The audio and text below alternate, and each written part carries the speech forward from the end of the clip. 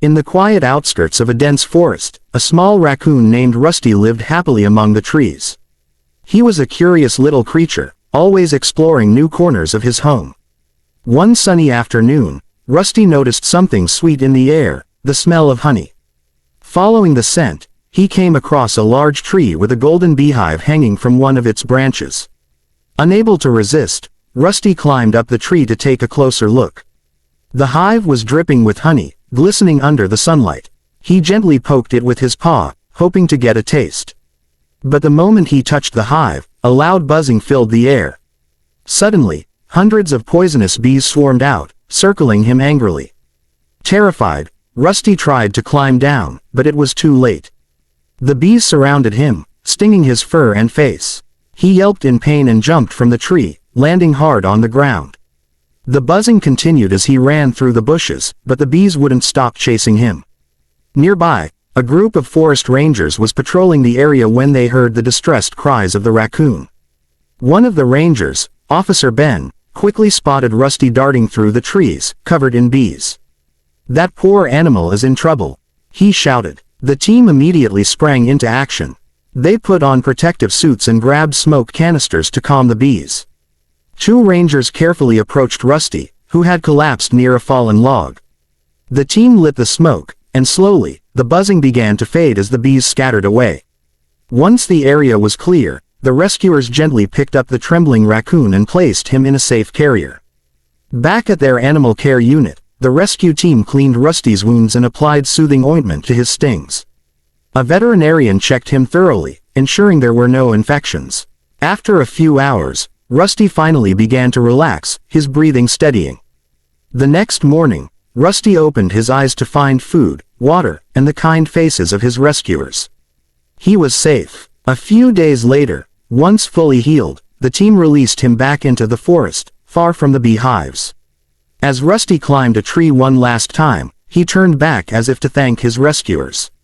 Officer Ben smiled and said softly, "Stay curious, little guy, but maybe stay away from the bees next time." The raccoon disappeared into the forest, healthy and free once again, a beautiful reminder of bravery, compassion, and the bond between humans and wildlife.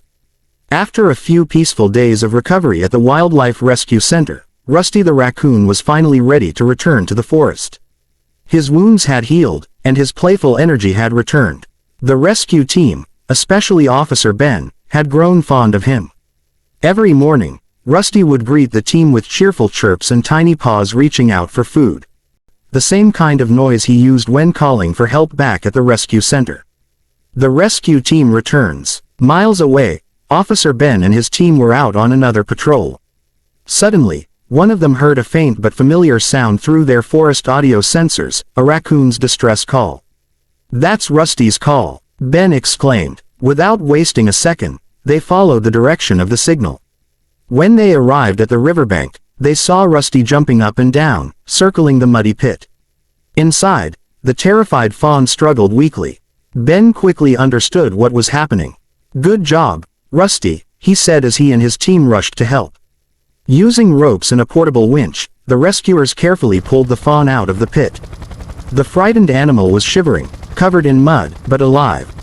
Rusty stood nearby, watching everything closely. Once the fawn was safe, it gently nuzzled Rusty as if to thank him. Ben couldn't believe what he was seeing.